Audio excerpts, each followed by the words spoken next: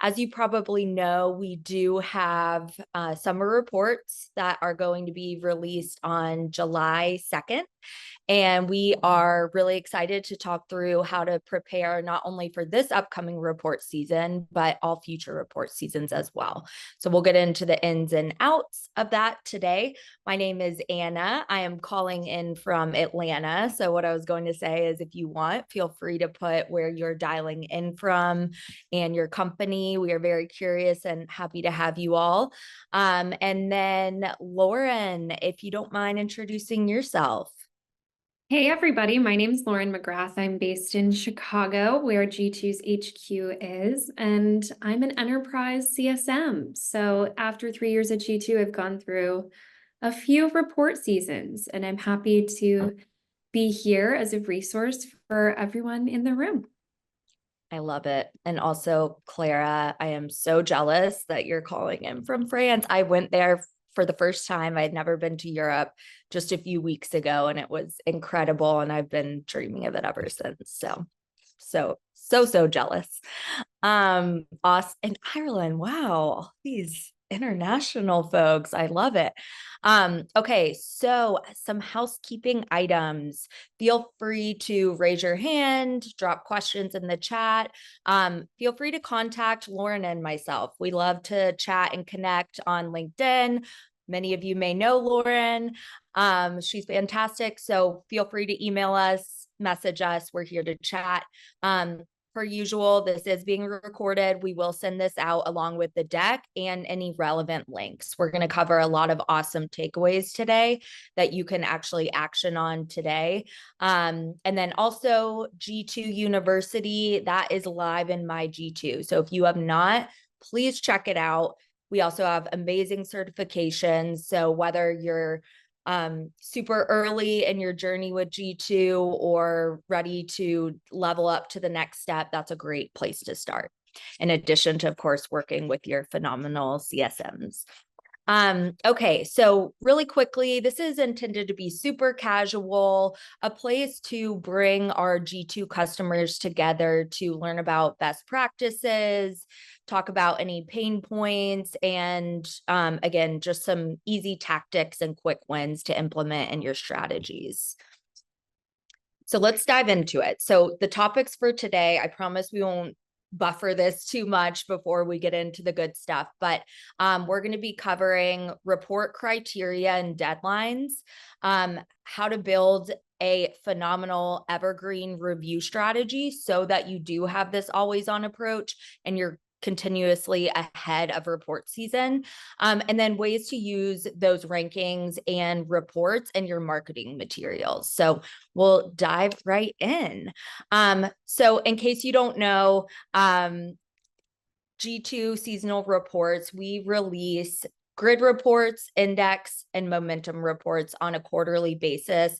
We also have regional reports, we have social assets, infographics, but these are content pieces that are leveraging reviews based on your peers.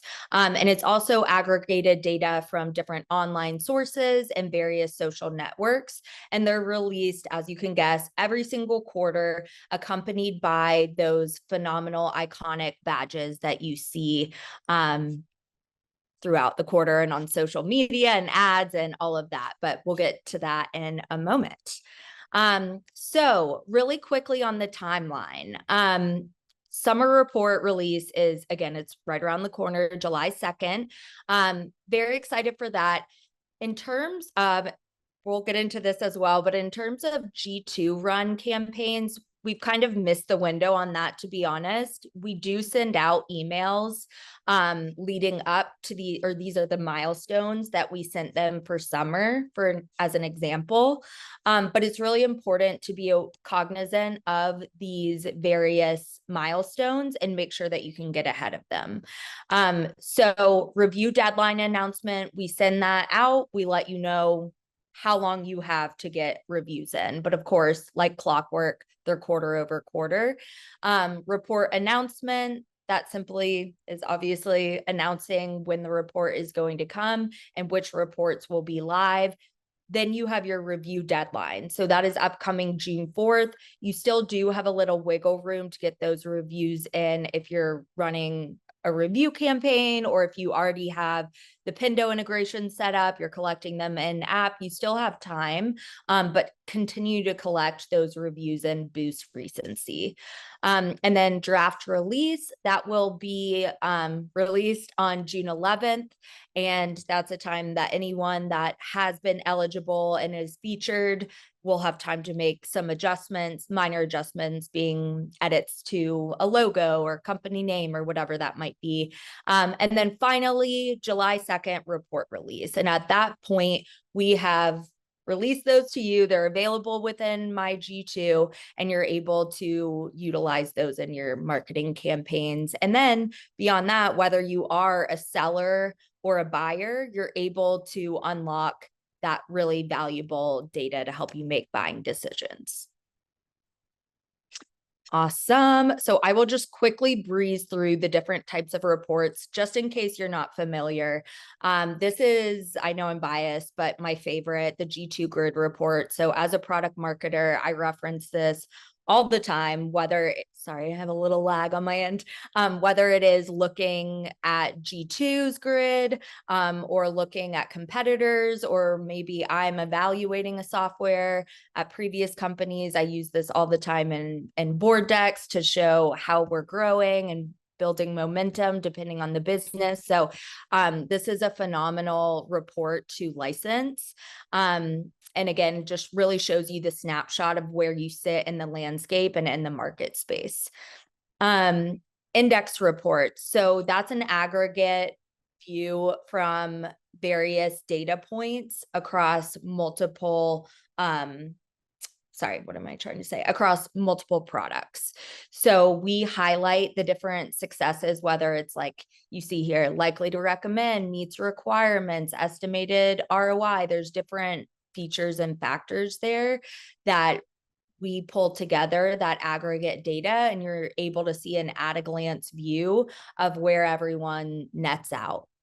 Momentum reports, I kind of spoke to this, especially if you're in a startup or entering a new category. These are going to compare and show the momentum that these products are having and the traction that they're gaining over the year. And then also one of my favorites, G2 compare reports. So this is a really phenomenal way to leverage your advantages against your competitors, or show, you know, if you have current customers that are potentially about to churn, go ahead and pull in that criteria that you know is really important to your client or future client, and then you're able to showcase those differences side by side. If you are on one of our newer packages, which work with our team, we can help you identify which package you're on if you're not sure. You can create these in my G2 really easily. It's kind of like a WYSIWYG, drag and drop those different products, and you're able to compare and choose which criteria you want to highlight. So definitely recommend checking that out. Happy to dive deeper, not on this call, but we have several resources, as you can imagine, on these 4 different types of reports and how all of these corresponding data points pull into each. And again, I won't go too heavy into that, but if you do have any more questions on that specifically, happy to follow up with more resources on that. All right, next up. Overview, Anna. Thank you for letting me breeze through that. Yeah, absolutely. And everyone feel free to drop questions in the chat. We can always help out with those, and we will have time towards the end if you'd rather have more of a conversational Q&A later. As Anna mentioned, all of the different reports that G2 releases every quarter are based very specifically on reviewer data. And you can't place and rank really strongly in reports unless you're doing active outreach to your customers to drive reviews. What's really important as we look at the factors that G2 looks at in our algorithm and how we position in ranking, satisfaction scores, market presence scores, is making sure we have a continuous flow of new reviews coming in to impact your ranking in all of these different reports. So when we're thinking about an evergreen review strategy, a few of the recommended touch points in your customer lifecycle where we would suggest you do some of that active outreach is after implementation and onboarding, probably after a renewal or upgrade. If that customer is sticking around with you, it's pretty likely that they'd be happy to leave a review. After using record high use of your solution. So this is really specific if you have a tool like maybe a Pendo or another product analytics tool that you can access user data about who is frequently logging into your product, how much time they're spending in your product, taking those high usage accounts and retargeting them for review generation is a really great swath of customers to target because we know they're engaged, and if they're logging in every day, it's pretty likely that your tool is required for them to do their job. We mentioned after implementation, after being a customer for about 90 days is another recommendation. And then NPS surveys and quarterly business reviews are the last couple kind of life cycle milestones on this list. After a business review, however frequently you do that, and NPS surveys, our recommendation is to not ask only promoters, because volume is really important on G2 to get a lot of reviews. And authenticity is also really important on G2. It's not very likely that you're going to trust a product that has all 5-star reviews because that's kind of unrealistic, right? So including passives and anyone who responds to an NPS survey is a really valuable resource in order to drive a variety of reviews on G2 to give any prospects a full picture of the experience that your current customers are having. We mentioned, oh, that's good. We can jump ahead. I always like to use a customer story to illustrate and drive these points home. A multi-channel review strategy is the best way to build an evergreen review program. So that includes using things like G2's in-app prompts, using in-person events, email campaigns that target customers, maybe even automatically, throughout the customer lifecycle, and things like CSM one-to-one spiffs.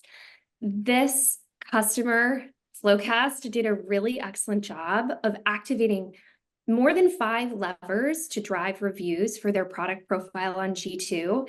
And that we can see the number very loudly here on this slide. That's more than 300% increase in reviews year over year. And that kind of increase also drives improvements in ranking. They moved from 3 to 2 in their category. And that gave them the data and background to also build content templates that refer back to their strong data points and customer feedback that can help drive engagement of prospects and drive pipeline. So there's so much you can do once you have a lot of reviews to work with and a really positive standing on G2 to not just, trumpet your placement, but to actually use that placement and customer quotes and feedback to cycle back into your pipeline and drive ROI.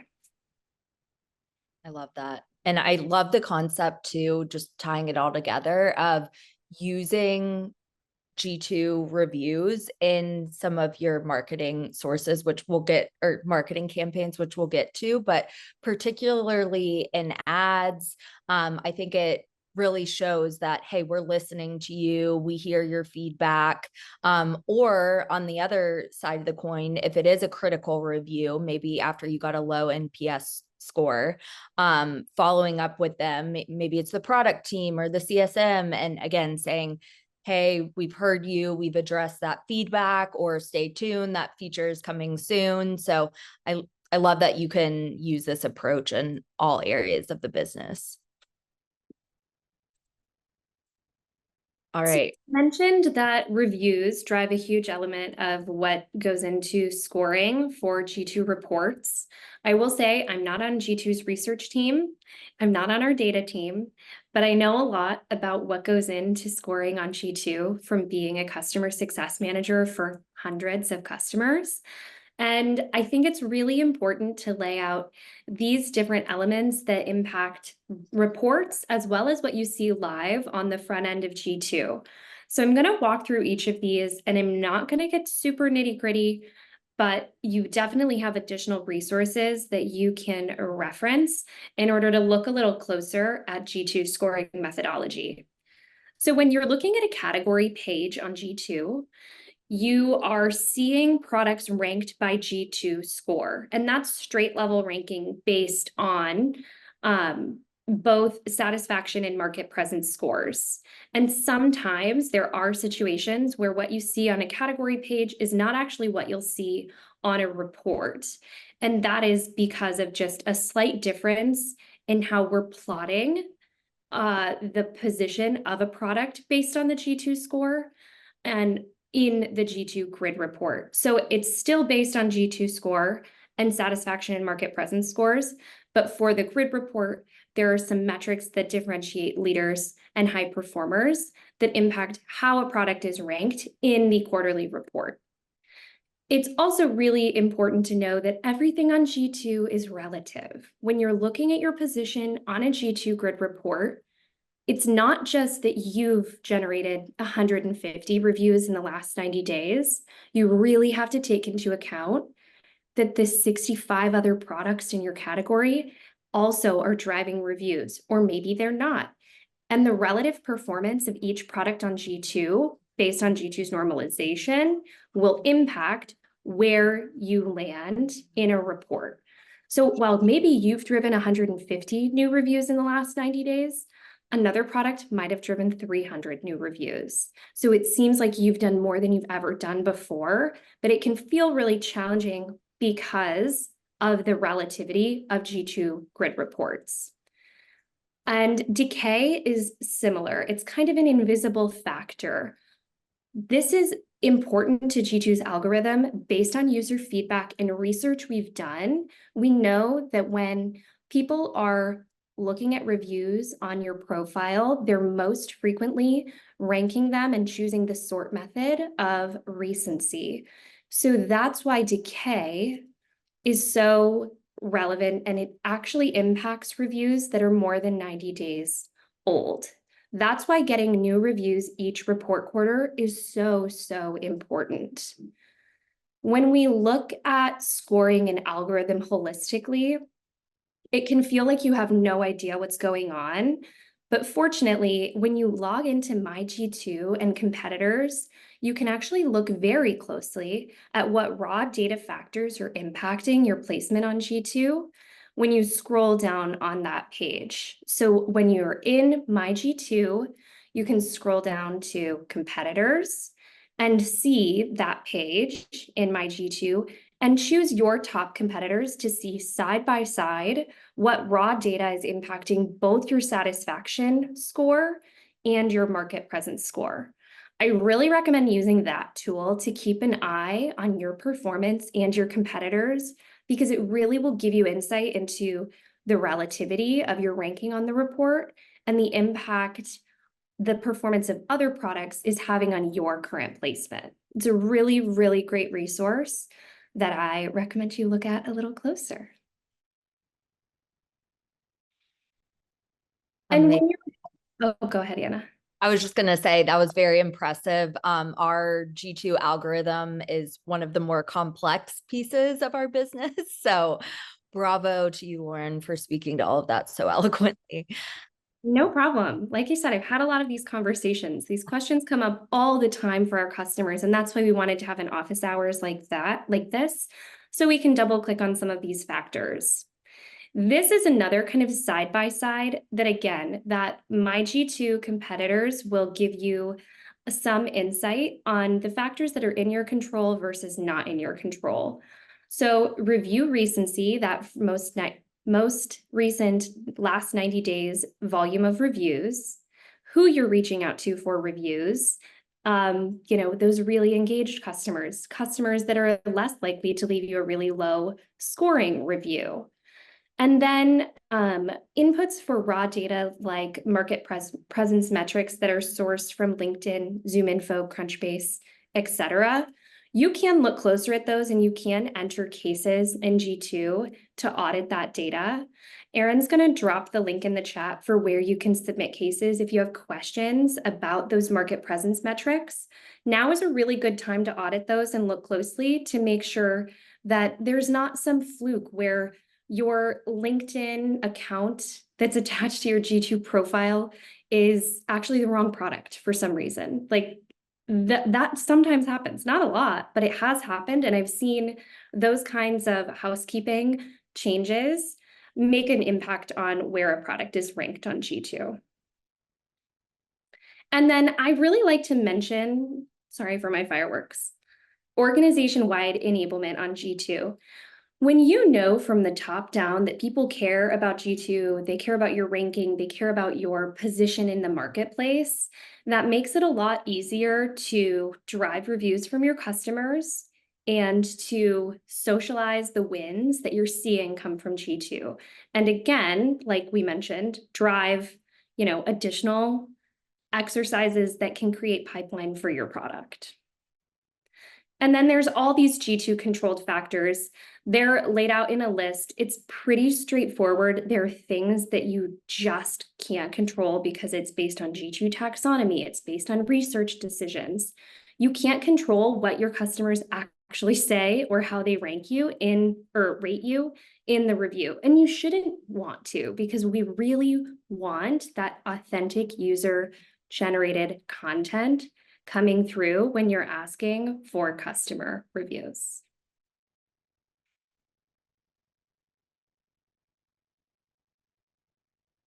All righty. So now let's look at some examples of how you can actually use your rankings, so data points from these reports, and then the actual report in your marketing materials. So couple different ways you can use it from a marketing perspective. Again, building pipeline, driving MQLs by using this as a gated asset or putting it on a landing page and having tracking on that.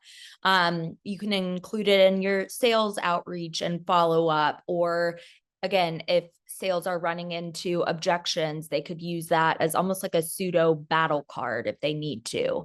And then again, for products, they have those really incredibly valuable data points, whether it's coming from the aggregate data or the individual reviews, to take back and have that holistic feedback loop. So different ways, I kind of spoke to this, but we'll also look at some examples. So leveraging G2 content. So generally, I always like to think of our reports as like almost like a freebie piece of collateral, because you're not, while you are paying or licensing the reports, we can stylize those for you. We have done all the data for you. You're not having to pay people internally to go and track down this data and then create those reports or spin up some crazy campaign. You can count on these quarterly reports and bake that into your campaign planning for the year. Include it in press releases, landing pages, resources, social, ads, blogs, sales collateral, nurtures, infographics. Again, we will design those for you. They look great, and you can pick and choose which data points you want to display. So that's going to save your team a ton. We have a lot of customers that do physical promotions. So whether it's their badge or their ranking, they'll include that at different road shows, webinars, whatever it might be. Conferences is the word I was looking for. Again, tying it all back to your product. And then it's a really good way to do a retrospective at the end of the year and see what performed well and lean into these reports and leveraging them where you can. So how we recommend leveraging these reports is kind of taking a step back and getting the right people in the room to make sure that you are executing and utilizing these significant reports in the best way. So I spoke to some of these, but this is sort of like a checklist. Again, you probably have your own Asana, way more detailed and granular than this, but just some things to be thinking through as you are going through your campaign planning.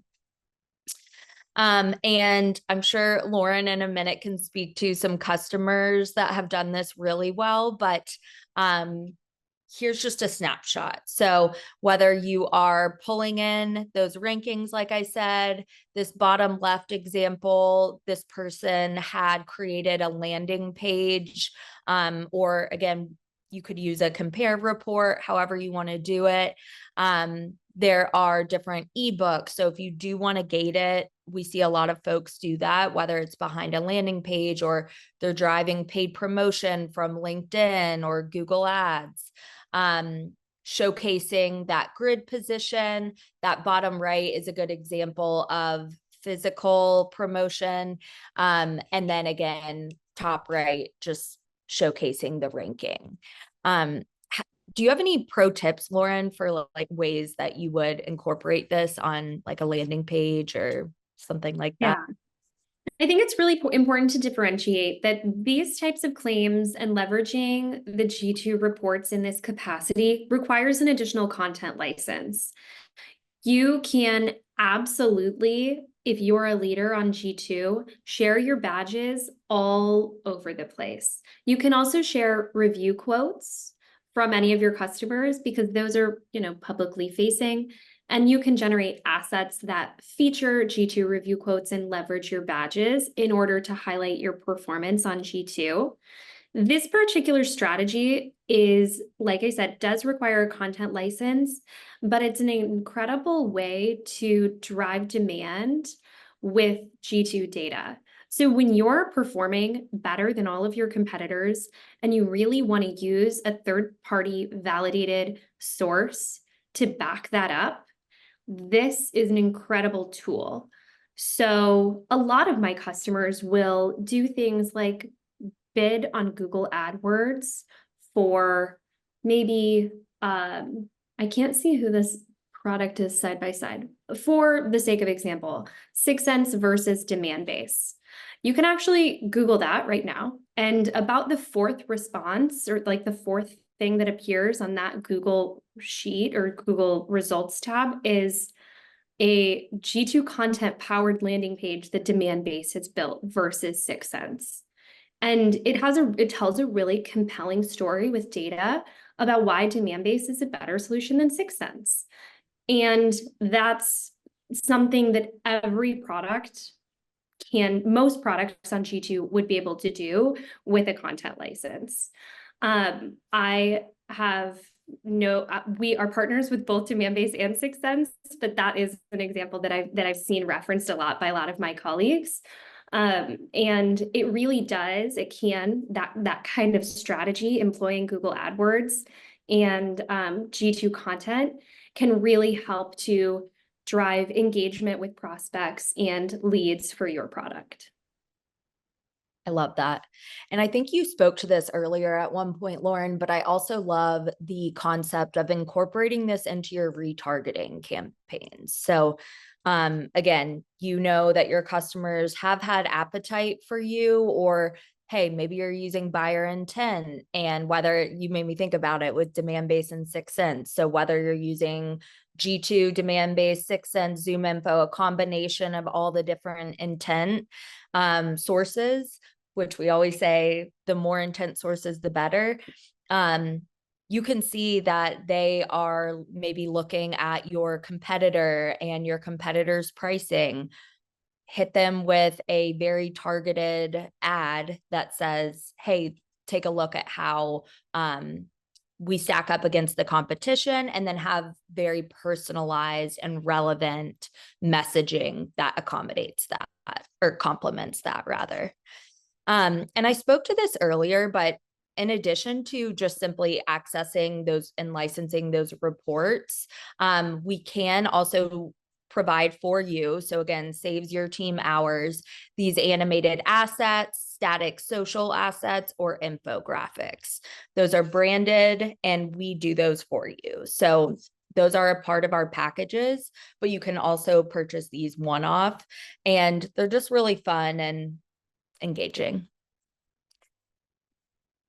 And then quickly before we get into, I want to be cognizant of time. Okay, we're a couple minutes over, but I'm going to do a customer spotlight in just a moment. But quickly, just plugging these stats. So our customers that are utilizing a content subscription, on average, see a 50% decrease in cost per lead, which is insane. Of course, it's going to vary based on what your business is, what your strategy is, what your current CPL is, all of those factors. But based on research we have done with our customers, up to 50% decrease in cost per lead, which is phenomenal. And then 10% increase in conversion rate. And that is from lead to MQL. So really compelling stats. Highly recommend trying out utilizing some of your reports. Again, we are here to help you and make sure that you do rank and place, but they're a really good asset. And then the customer spotlight, quickly to cover Looker. So you may have heard of Looker. We have utilized them before. They were promoting their leader status and saw 2x increase in leads year over year, a 6x average click-through rate, and then a 3% conversion rate, which is good for them.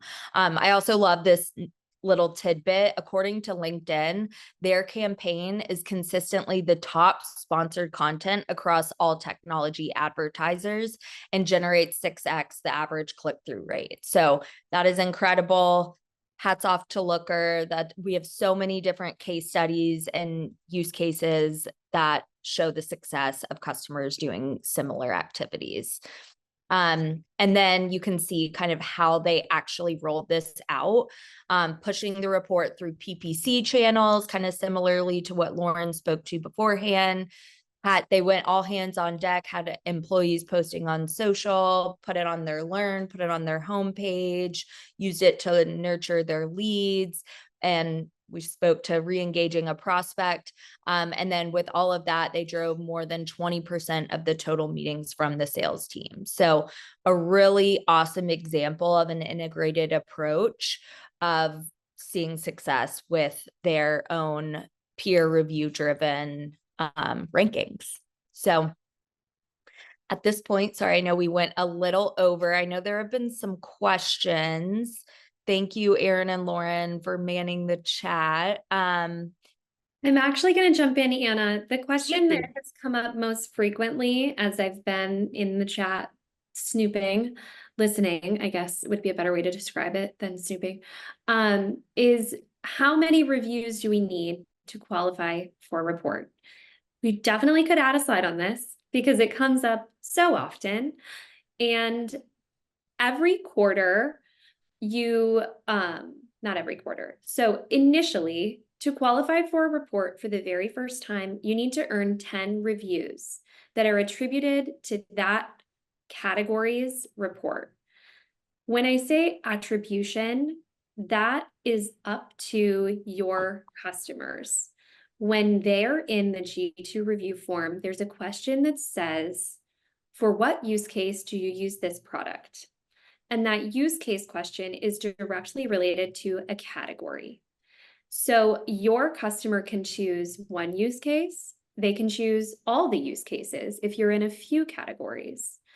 And that is what determines if a review is going to be attributed to a category or a few categories. Once you qualify for a report that first time, and we'll use the overall grid report as the example, you will continuously be in that report unless your categorization changes for some reason.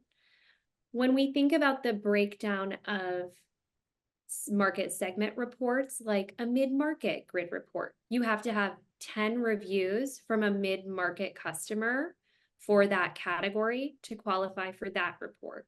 And it trickles down in that same way for all of the different types of index reports as well.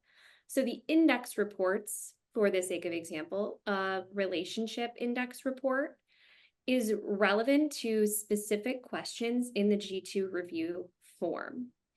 So you have to have at least 10 reviews that answer all of those questions in order to qualify for the relationship index for a specific category. And it really breaks down like that continuously for each type of report, each market segment of report.